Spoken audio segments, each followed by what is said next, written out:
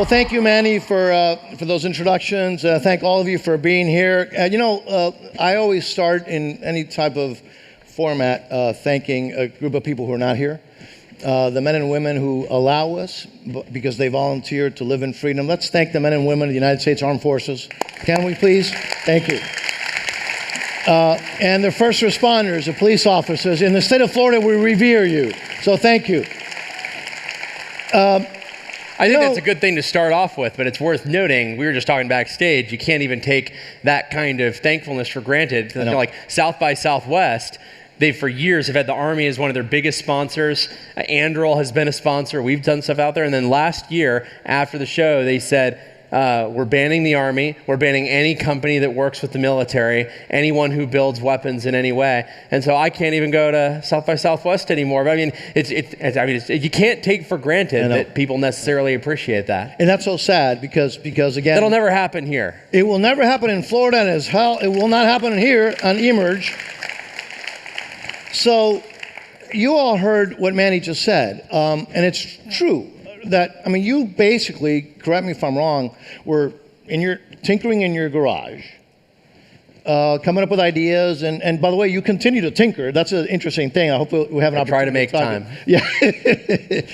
and then so you came up with this Oculus, and which actually kind of changed the world and changed the way that we perceive reality. And as Manny said, then after that, you could have just hung out and had fun. And then you decided to get into, which is a really difficult area, defense. Tell me about that transition. What made you do that? Why did you do that? Because it is, folks, this is one of those stories that you read about, but this is real. He's here, and then he's dedicated himself to not just be successful, which he is, but to also protect the United States of America. He's a true American patriot. So how did that happen? You're going to applaud to a true American patriot. Absolutely. I mean, patriotism is the only reason that you should get into working with the DoD. It is a very difficult customer. It is very difficult. There's a lot of difficult technical challenges, business challenges. Every problem you could have. It's a lot easier to make money in just about any other industry. But that's not to say you shouldn't work in defense or national security. It's just if you're doing it, you should be doing it for the right reasons, and you should be aware that you're going to work twice as hard for every dollar you might make than just about anything else that you might do. That was how I got into that area. I sold Oculus to Facebook and ran VR development there for a few years. And then when I got fired a few years into that, the reason that I wanted to work in national security is because I had spent the last few years of my life living in Silicon Valley, watching mostly the big tech companies, but even the small tech companies, really bend over for China because they believed they were going to be the world's dominant economic superpower, cultural superpower, and military superpower, and they didn't want to get crossways with them. They hadn't figured out that China was just stringing them along. And I think actually Xi made a huge error in not allowing our tech companies to make money in China and eventually locking them out and making clear they weren't going to make any money. He should have kept them in the basket like he did with Hollywood. And I think he would have actually held an iron grip on our tech industry for a lot longer. But he made an error, which is good. Anyway, today, working on national security has people trying to broadly understand the importance of it. But if you go back to 2017, early 2017, that was not the case. I did it because I had seen this experiment that America was running, divorcing our technology innovation ecosystem from our national security apparatus. We've never run that experiment in history. Imagine how World War II might have gone if in the buildup we had had that divorce in place. Imagine how the Cold War might have gone if, similarly, our most innovative technology companies had refused to do any work with the DoD. It would be a radically different world that we live in today. And so I wanted to try and be at least some small part of that solution. But in this pursuit of yours to be a small part, and you're not a small part, you're an integral part of that solution, you also did something that really kind of broke the mold, right? I mean, you could have gone kind of more the traditional route, and you didn't. I mean, you risked it, and it's a totally different mold than the big primes. Well, Fundamentally, there's a few reasons for that. So big picture, I think what you're talking about is the fact that Anduril thinks of itself as a defense product company more than a defense contractor, meaning we spend our own money to develop products that work, and then we sell them to the government. And that's a very different business model than only work on things that the government really gives you money to work on. So we like to say our job is to make products that work, not do work. And that's a very different set of business models, very different set of incentives. But it's also the only way that we could possibly move fast enough for this to be interesting to me. We're doing things in a matter of months that traditionally would take years if you were doing them on the taxpayer dime.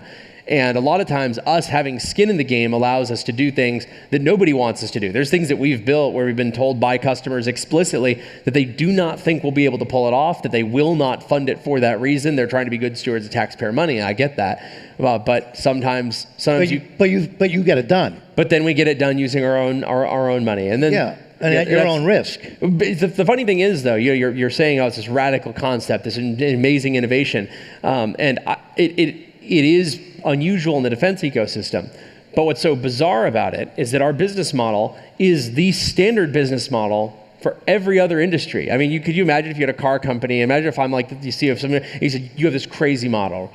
You build a product, you sell it to the customer. Tell me what that's like. How'd you come up with this idea? It's just, that's just the way it is. And so in a way, it's the other side of the equation that's crazier. Did you start with obviously your patriotism, and you already talked about that, and we already talked about that, which drives you, obviously. But did you start thinking, look, I'm going to change the culture, the model, or did you start by saying there are gaps in technology and hardware and software? What was your kind of your? It's both, but you can't change the model unless you can convince people that they should change. And the reality is, the current model is not. It's not perfect, and I believe that there are rooms to improve, but it also has made us the most militarily powerful nation in the history of the world. Like you can't say it's been a total failure. It's just probably more expensive than it should be, not as fast as it should be, but we can't pretend it's totally non-functional. It's just maybe a little bit dysfunctional, but in order to convince people to change something, you have to prove otherwise. You want to be the man in the arena who does it and proves that it works so that other people can follow in your footsteps and copy what you do, maybe with less risk to them. The worst way for me to change the system would be to one of those talking heads or think tank people. No offense to the think tankers. But it's just, imagine if I just come out and like, hi guys, I've written this really long PowerPoint on why everyone needs to be better and they need to just be more efficient and change their business model. But imagine if I had done that absent actually proving it could work. It'd be hollow, it'd be meaningless, and you'd be a fool to listen to me. Yeah, but again, a great risk. You did this at great risk, obviously. You do it at great risk, and then, the nice thing is I'd made so much money selling my first company that I was able to start Anduril without even, we had our first, I bought our first building and a bunch of our first equipment, and everyone's first payroll was just out of my personal bank account. Wow. And I'm lucky enough that I had that advantage going into it. But when you talk about changing the system, let's think big picture, not just defense. The system, like capital T, capital S, I'm not a part of your system, man, that system. That system is extremely favorable to people who already have billions of dollars. Yeah. Once you have billions of dollars, you can do anything. You really can. People say only in America, can you go from nothing to having a lot? But certainly, if you already have a lot in America, you can do even better. But with all due respect, you didn't have. Oh, and I did it my first time around when you were in your garage doing these things. You made your billion. I started Oculus when I was 19 years old, living in a camper trailer, working a minimum wage job. So it's only in America that can happen. But my second act, it's really exactly what you'd expect from a billionaire. And so the point that I say is the system the change it really needs is not to allow people like me post-billionaire status to be successful. The system's fine with us. Yeah. What we need to do is figure out how the system can work with the 19-year-old Palmer Luckey. How can the people who are having great ideas, building incredible things, that are 19 years old working a minimum wage job. How can those guys get adopted? And our country used to have this muscle. We used to know how to find those people and lift them from small company to major part of our defense apparatus. Sam Colt was about to go bankrupt working out of the back of a wagon, building revolvers by hand. He got an order from the Texas Rangers. That turned into an evaluation with the U.S. Army. And then in his lifespan, he armed the entire Western world with hundreds of millions of firearms. I mean, imagine that. You go from building revolvers one by one out of a wagon to arming the entire free world. I mean, it's just... It's incredible, and there's no stories like that recently. I know, but I will tell you, and you're a, if I may say so, you're just like a real humble, normal guy. But I will tell you, and I think you would all agree with me, I wish more billionaires or millionaires had this patriotic fervor that you do to serve the country, to help our military, and to protect our country. I agree. I'm in this group chat called the B-Boys Club, and it's for boys who've sold their companies for at least $1 billion. The B-Boys. I'm not in that chat. I don't know why. He's not in that chat. I don't know, man. But there's a bunch of guys in there who, some of them are doing new things. A lot of them are, cruising the Mediterranean on their new yacht. And I've been trying to shame people for years. I'm saying, what are you doing? Like you could do anything. Shouldn't you look at this a little bit like being a superhero? Don't you have a responsibility that comes with your great power? And some of them agree, some of them don't. I think some of them, in realizing they're not going to be able to make money in the Chinese market after all, have tidied up their point of view and have suddenly become zealots for American exceptionalism on the global stage. And I like it when people come to the right conclusion for the right reasons, but I will accept people who come to the right conclusion for the wrong reasons. They're powerful allies, and so I agree. I wish we had more people who are getting into this, and I think that Ukraine has helped. I think what's happened in Israel has helped. I think there's a lot of people who have started to realize, understand the importance, right? And So speaking of that, of your vision, your mission, Anduril mission is, correct me if I'm wrong, to rebuild the arsenal of democracy, right? So what does that phrase mean to you personally? Because I know that to you, this is not a cliche. This is real. What does it mean to you? I am a classical Reagan-style peace through strength advocate. You need to have a credible threat of, Look, I don't say this lightly, you need a credible threat of violence to be on the table for any other form of diplomacy or negotiation to work. People who say, well, we should really engage in diplomacy here. We should really try to use economic levers, cultural levers, social levers.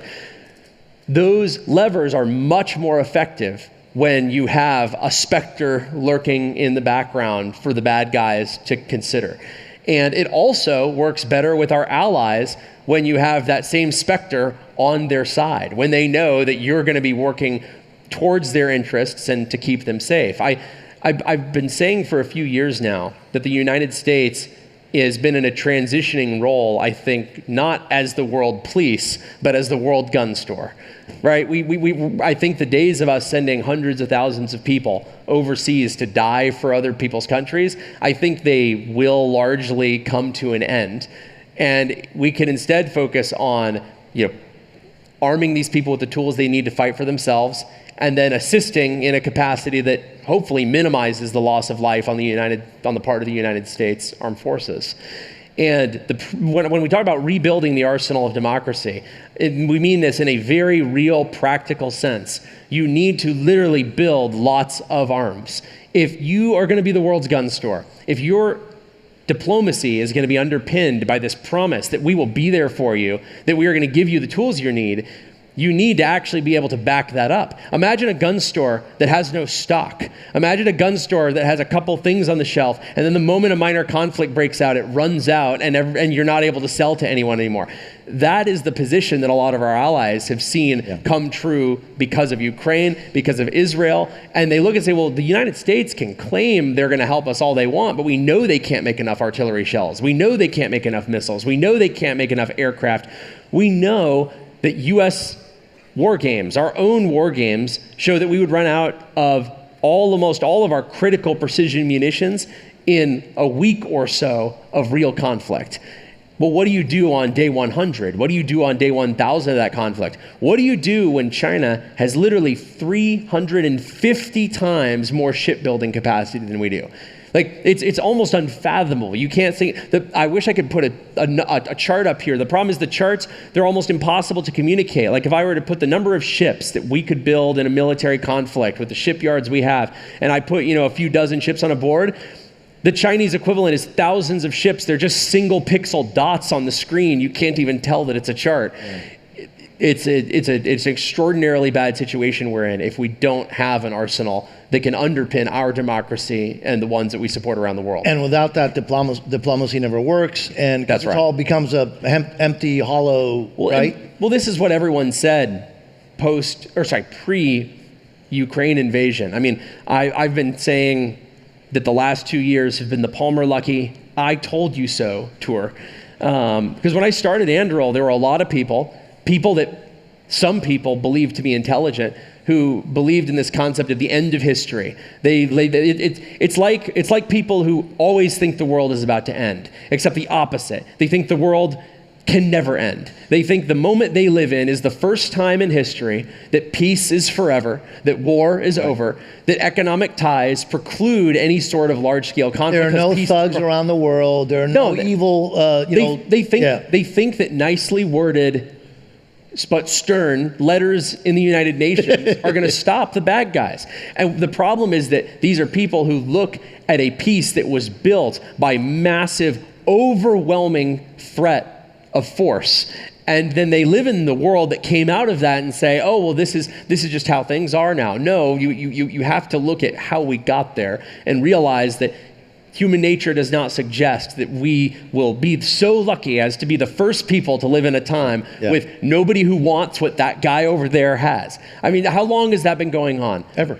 Yeah, tens of thousands of years, hundreds of thousands of years, millions of years. Forever and everywhere. As long as someone had a better rock, as long as someone had anything that someone wanted, someone's been going over there and fighting him for it. And we can try to be better than that, but we can't count on everybody else to do it. Yeah. No, and I have to point out too, when I started Anduril, I struggled to raise money. And a lot of, these are smart people, supposedly, saying, oh, Palmer, you're so naive. There were people who thought that what we were doing was wrong. And to be clear, not like, oh, it was wrong because it was AI. It was just literally because we were building weapons of any kind at all. They said, what you're doing is at worst immoral and unethical and evil, but at best, the most charitable interpretation we got from most investors was, oh, you're so naive. You see, these tools are not needed anongore. Why would you waste your talent, your money, and your time building things? All you're really doing is fear mongering. You're just trying to get people to give you money for fear. And I mean, I won. So let's see, Bloomberg called us the most controversial company in tech when we were founded, which was amazing because we were like 24 people. And this was the year that WeWork was under federal indictment. Uber had just ousted their CEO. Mark Zuckerberg was getting raked over the coals for a variety of... But you were the most controversial company. But somewhere, we're the most controversial. Why? Because we're doing something for our national security. Wired magazine, I got their Worst Person in Silicon Valley award, which was very funny because I wasn't even in Silicon Valley anymore. I got out of that place fast. I went back to Orange County, California, where I started Oculus. But I mean... I know I'm dwelling on it too much, but it bears highlighting just how much of a vibe shift there has been. And on the one hand, I'm glad everyone seems to be coming around to my way of thinking. On the other, it sucks that it had to happen on the backs of major conflicts, proving everybody wrong, because if they would have come to this conclusion earlier, they would have been there with me, and maybe we wouldn't be so fucked. Yeah. Well, yeah. You mentioned President Reagan, and to paraphrase him, he once said, "No country has ever been attacked because the enemy thought you were too weak." No. Too strong. Strong, right. Powerful countries. That's how you stop wars. That's how wars don't.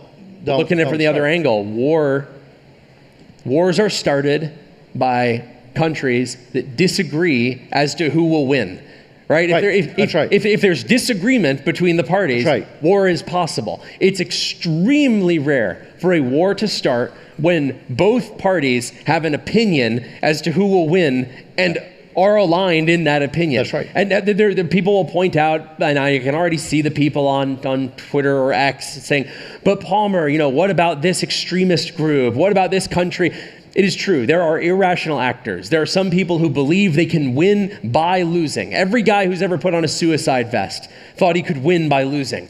But that's not the majority of the threats that we see around the world. Most threats are from rational actors acting in their own rational self-interest. They might be slightly wrong about the details here and there. I think Putin, for example, was wrong about the readiness of his own force. I don't think he expected that all the tires had been stolen and sold off on the black market and all of the paperwork filled out to say they were still there. I don't think he thought they were going to run out of gas in the middle of the road because the gas actually had been diluted. I don't think he expected that. But big picture, he was acting in what he believed was a rational, selfish way. Now, I'm personally thrilled about all the Russian corruption, not just for the war in Ukraine. I collect head-mounted displays and night vision devices, and I have a whole bunch of Russian night vision. I own every sort of Russian night vision they've ever built.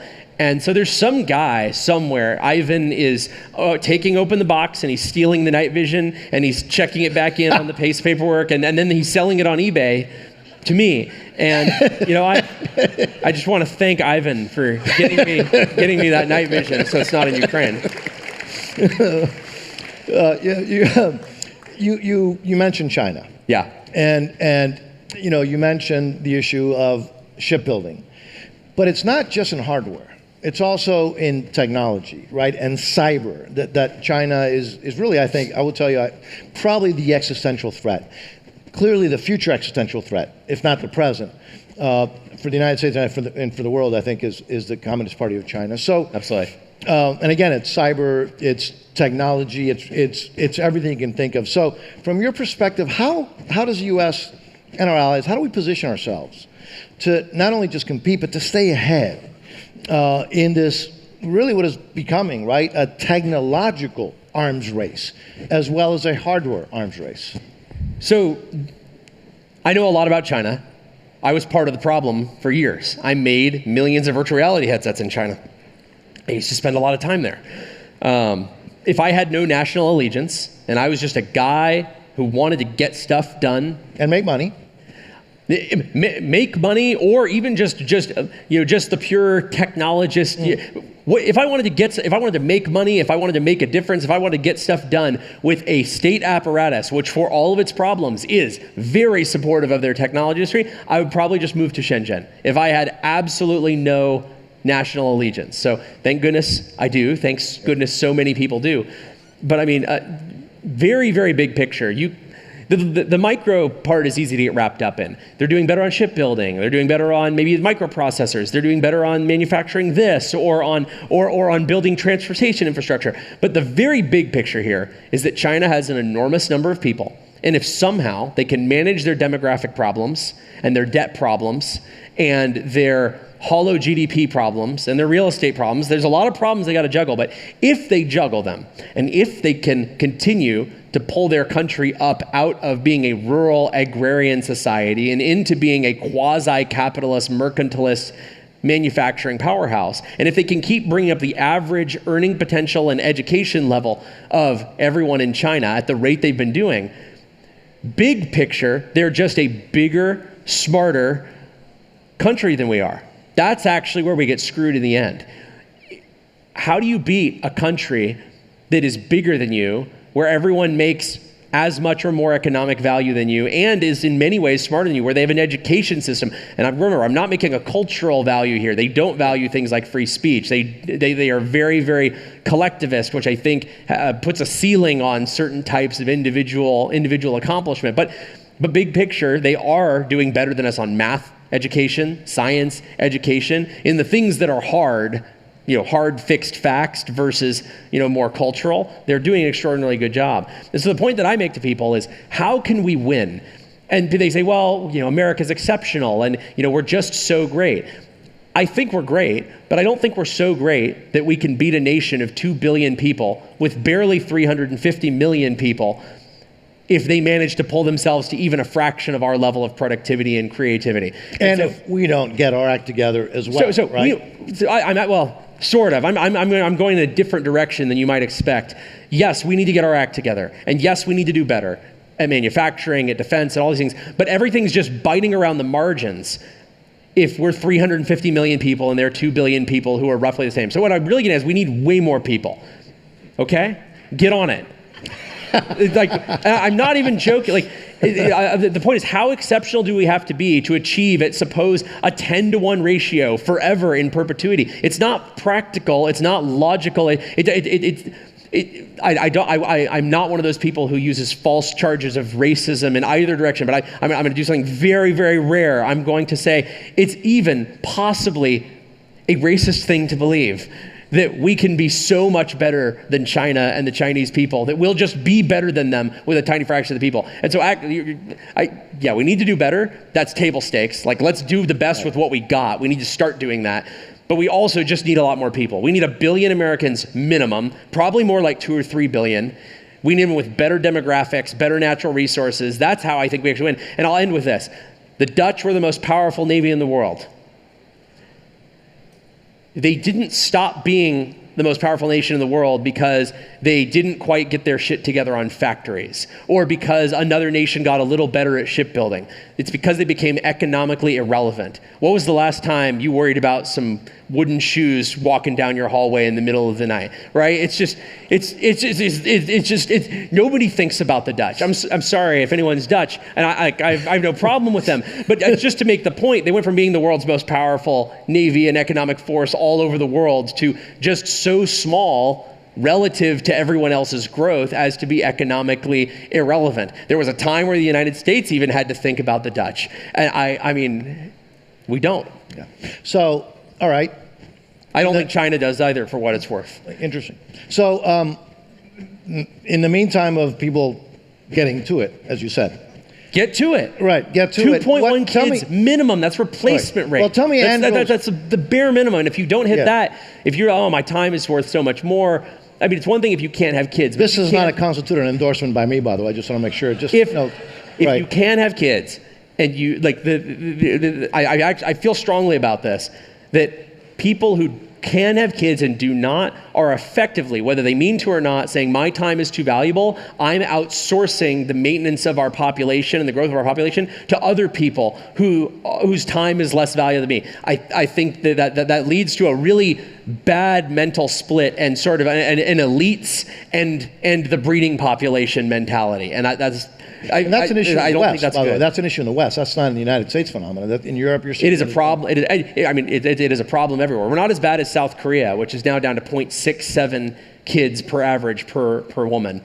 Wow. And that's another example. Like South Korea, they have problems with their military, but they're just rearranging the deck chairs on the Titanic. If you consider that within one generation, there's going to be 4 times as many military-age fighting males in North Korea, and within 2 generations, there's going to be somewhere between 12 and 16 times more. And I'm not saying that militaries are all about people holding rifles, but a military-age male is a reasonable proxy for high economic productivity, starting companies, doing military operations. Just how can you beat a country that's 16 times bigger than you right on your border? It's really, there's not a lot of examples in history. All right, but you're leading me to then, all right, while people get to it and everything else, tell me the role that Anduril plays, can play, and how do you see that how do you see your role as trying to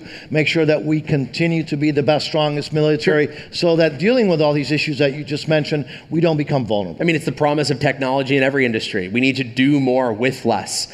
And that's not a comment on where the defense budget should be specifically, but for every dollar we spend, we should be getting a lot more effectiveness, more capability, more deterrent effect. Right now, that ratio is not where it could be. And that's true even when you look at the hard numbers of exchanges on the battlefield. We spend a lot more to achieve the same effect than a lot of our adversaries do. We spend a lot more than a lot of even our allies do. And we're on the wrong side of so many equations where we're using multi-million-dollar missiles to shoot down multi-thousand-dollar drones. You can keep that up for a while against, you could keep it up against people who are mostly armed with AK-47s that are left around from the Soviet days. You can't win against a competent peer or near peer or greater than peer adversary. I think the United States needs to fight to stay on top, but we also need to think, what do we do if we are not actually the top dog? And because technological advancement is fast enough right now, it is not unthinkable that probably China, but maybe someone else, does figure out some pretty powerful, overwhelming asymmetrical advantages against us, particularly using autonomous systems and just getting them fielded faster than the United States is able to get anything done. I mean, there's a world where we have to go back to fighting as the underdog. There's a world where we are the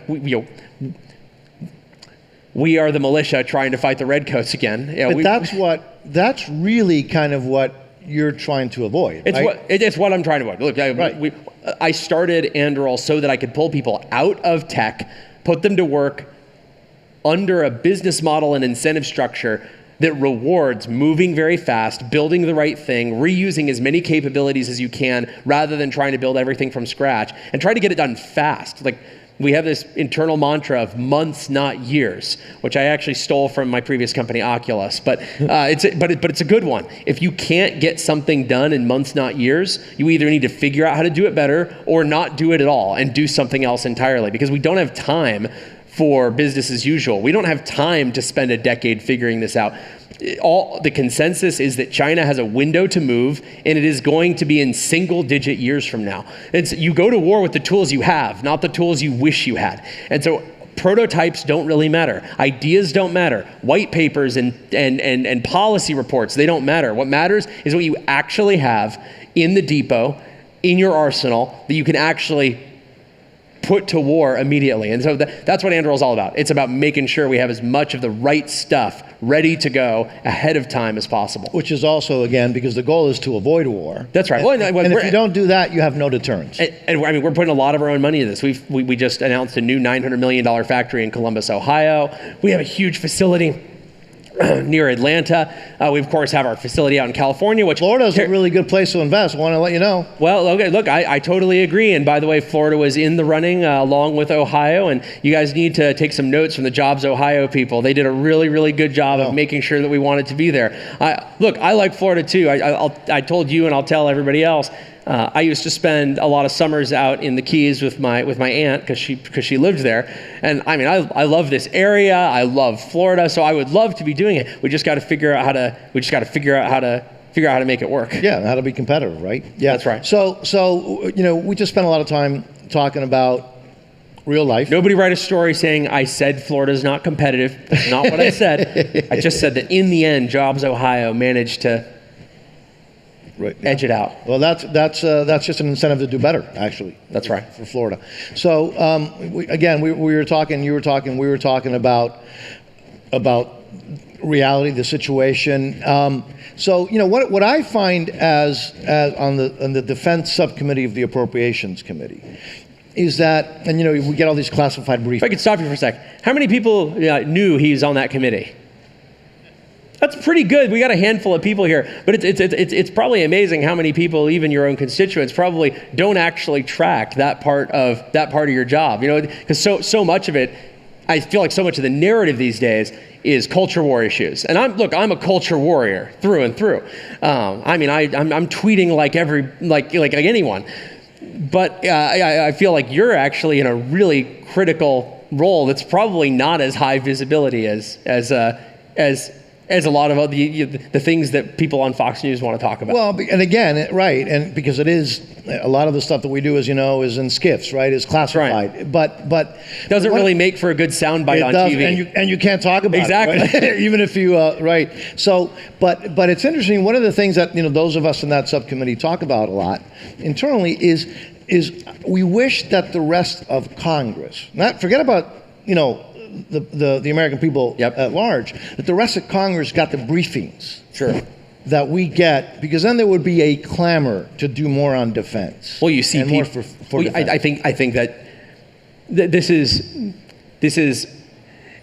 I think there's probably not that many people in Congress who are, let's say, against defense, national security. But there's a few. But most of them, they're generally in favor. But the real problem, and correct me if I'm speaking out of turn, but what I see from the outside is the problem that you actually have is the people who don't get these briefs. It's apathy. They don't properly prioritize. They don't understand just how dire some of these. Because I get some of these briefings myself. I get to work on some of these programs myself. They scare the hell out of you, don't they? They do. And I mean, there's this pop psychology concept. You guys have probably heard it. I've been told by a real psychologist that it's not true, but have you heard this supposed psychology idea? The opposite of love is not hate. It is apathy. I think that's what's going on here. But how can we get these people motivated? I know. Well, is there a way we can brief everybody, or is maybe that not such a smart idea given how some of your colleagues some things that you think about these things? There's some things that you don't want out there, right? But so if that's the case in the United States Congress, how do you, and you talked about this chat that you have with this group of successful entrepreneurs, but even beyond that, how you're actually also a really good communicator, which is an interesting thing. How to get the word out? How to get the word out that defense, that national defense, is not a talking point or a conversation. It's literally an issue of survival. Right. And if we want to make sure that our kids and our grandkids don't have to go to war, we have to prepare now, and we have to be serious about it. And defense can't just be a number. It's real. How do you get that realization out there to folks that are, working, earning a living, trying to put food on their table? So the good news in this specific case is that Anduril, really the whole defense ecosystem, we don't actually have to convince everybody, right? We only need to convince 1 out of 100 people to really be motivated and driven to work in this industry. And in fact, like Anduril, we were talking about how Anduril's been running we've been running this ad campaign called "Don't Work at Anduril." I love that.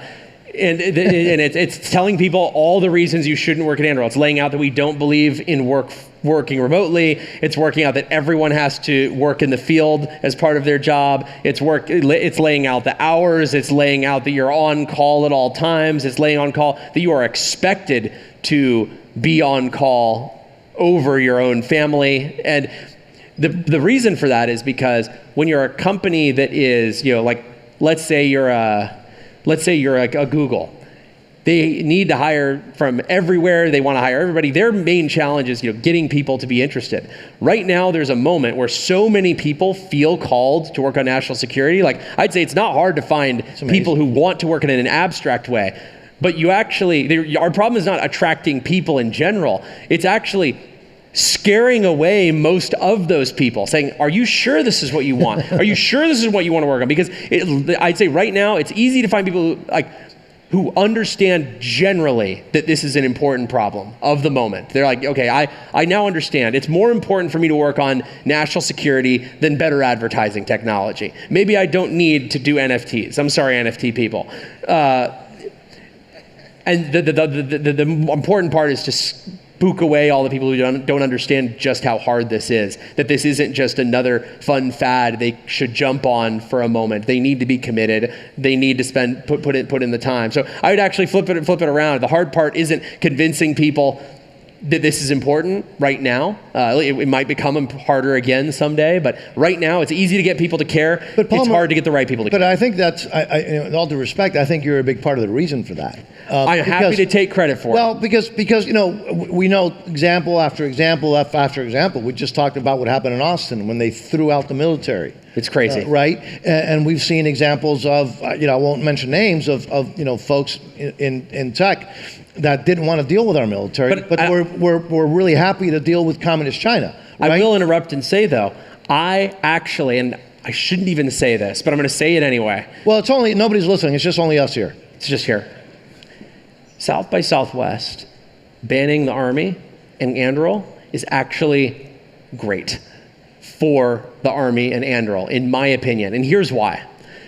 You don't need everyone who goes by South by Southwest to work in national security. What you want is that 1% of people who see that type of action and become outraged and concerned and say, where is my country gone? Where is it going? I have to be a part of the solution. You want that iconoclastic guy who says, I refuse to be part of this, of the meaningless, commercial entertainment industry that has rejected the military wholesale. I am instead going to be a part of the solution. And so I know it sounds, I don't want to give them credit for it, but I think sometimes it's good when entities like that make clear that working for national security is a place where you can uniquely make a difference. If you feel like it's just like every other job and there's no, and there's plenty, if you feel like everyone else is going to do it for you, you're less likely to make that jump yourself. So that's a great point. There's a lot of people at Anduril who have a chip on their shoulder and they're as upset as me. They like being in a place where they feel like they're part of a that's an interesting perspective. So when you talk about defense, a lot of the times, obviously, what come to mind, which makes sense, missiles, hardware, but the technology and the software, and you are obviously that's really kind of your forte too, right? Unfortunately, I say that because I like to think of myself as a hardware guy, but I've my entire career at Oculus and Anduril employed far more software engineers than hardware engineers. And if you see what you do, which I've had the privilege of folks, I've had the privilege of go to where he does this. It's like it's crazy. We build a lot of cool stuff. AI-powered fighter jets, submarines, cruise missiles. But it's stuff that like somebody told you, you'd say, yeah, you're full of it. Except that he does it, and it's real, and it's there. But so talk to me about that integration of software. How much can you talk about that? Because I don't think people realize that's really, in essence, the difference maker, right? Sure. Is software. The core product Anduril makes is called Lattice. It's the AI engine that powers all the products we make. All the underwater vehicles, air vehicles, space vehicles, ground vehicles, sensors, weapons, you name it. And there's a few reasons that we've invested so heavily in Lattice and that it was the first thing we built and then built dozens of hardware products on top of. The first is when you're a product company, you're very different from a cost plus contractor. You're motivated to reuse building blocks that you've already built. And software building blocks like Lattice make it much easier for me to build new capabilities when I can reuse. I don't have to build a new brain every time. I don't have to build new sensing capabilities every time. I can reuse a lot of that. It's also so cross-applicable to all my different programs that every dollar I put into Lattice is now applicable to a dozen programs. It's almost like I'm multiplying my dollar that I invested for free. Any dollar that I put into hardware capabilities for a particular program, in contrast, are relatively locked into that program. And I don't want it to be that way, but it used to be that the United States would develop overwhelming hardware advantages. We would develop aircraft that were twice as fast or 10 times as stealthy as any other nation, and then that hardware advantage would persist for years and sometimes decades. We were so far ahead that nobody could catch up. In the modern world, where we are not the world's leading manufacturing superpower, we are only arguably the world's leading, materials superpower, and only by a bit.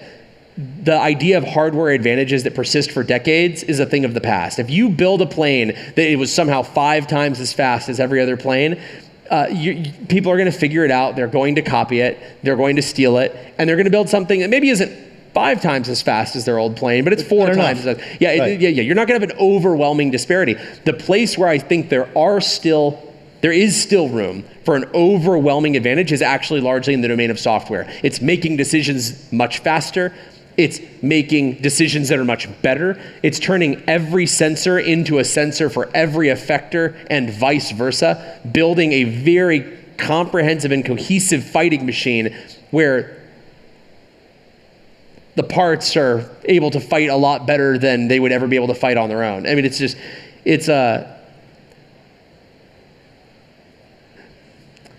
how do I put this? All these old things are activating. By the way, this was what we did at Oculus. At Oculus, our philosophy was to do in hardware what must be done in hardware. Everything else, do it in software. Right. And for example, like we use much cheaper and wider field of view optics than everybody else by doing pre-distortion on the rendered image, basically distorting an image with an inverse function on the graphics card so that when it was put through to highly distorted optics on the other side, it would come out looking correct. And that was a very different approach than everyone else who had made optically correct optics. And basically by doing that in software, we made it so that we could have much cheaper, lighter virtual reality headsets. And we did this over and over again with many components. We would only do in hardware what needed to be done in hardware, because software, once you make it, is free to duplicate. And if you are going to rebuild the arsenal of democracy, if you are going to build thousands and then tens of thousands and then millions of arms to refill it, things with zero reproduction cost, like software capability, are highly valuable. Well, Manny, now, and I think all of you can see why I'm such a fan of this man. He's a patriot, he's brilliant, he's a nice guy, but so nice. It reminds us, get to it. So thank you very much. Thank you, my friend. Thank you, guys. That was fun.